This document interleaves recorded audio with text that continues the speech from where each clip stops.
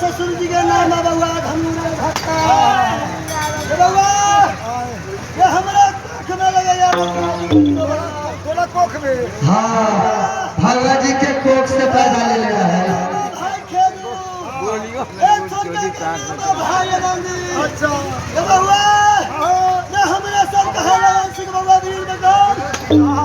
अरे माई कोयला के जान से दादा पुरन के कोख से 3 को बालक को काट ले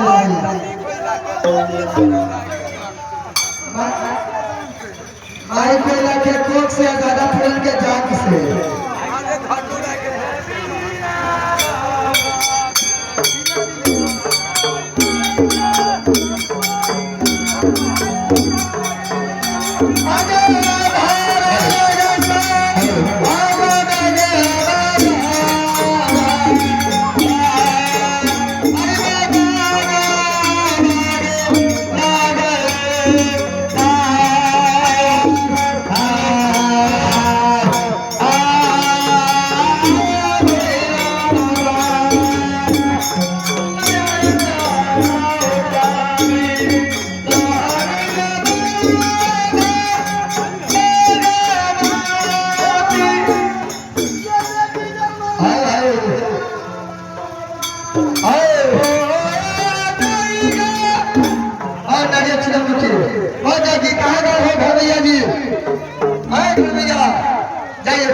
अपना हाथ से दीजिए, अपना हाथ से नारियल छिलम दीजिए।